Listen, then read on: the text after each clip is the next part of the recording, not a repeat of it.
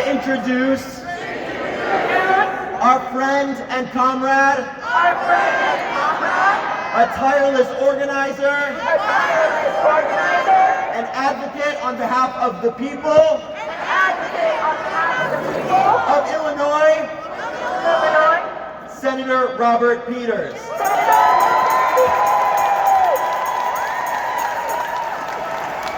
Holy shit, I'm a nervous wreck. Let me tell you something. I find it incredibly disappointing and incredibly depressing that my speaking up here has me fearful of a McCarthy-style attack against me. That is disgusting. That is shameful. And let me begin. And let me tell you a little bit about myself. Last year I found my biological father, and I learned that I'm Jewish. I'm Jewish on my dad's side and black on my mom's side. It kind of confirmed something I always knew about myself.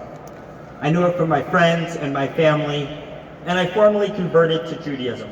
As an adoptee, I found another home. My conversion is one of the best things I've ever done in my life. I will never forget the relief of lying in the mikveh and saying my blessings. I found another home. I'm a proud member of my local congregation, and during these times it has become one of the most important spaces for me during periods of isolation and pain. My conversion has inspired and moved me around a deep sense of connection to the Jewish diaspora. I learned about my biological father's family's connection to the Ukraine and Lithuania. They're settling in North Lawndale, and this was particularly different as a Southsider, where it's mostly German Jewish. And I was devastated, frightened, and angry about the attack on Israeli civilians on October 7th. But I also felt a profound concern and anger as I watched bombs begin to fall on Gaza, about what it would mean for Palestinian civilians and what it would mean for me and my own Jewish community, what it would mean for solidarity. I knew the massive humanitarian crisis that is still unfolding in Gaza will not make the world safer for Jews.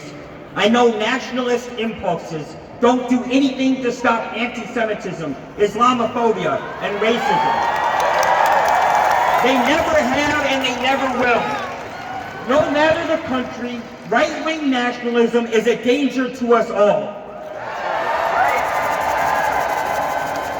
We are all afraid, but I don't want the consumption of our fears and collective intergenerational trauma to cause us to become reactionary, that we put ourselves in dangerous positions because we embrace a hardline approach from a clear reactionary force with no exit strategy.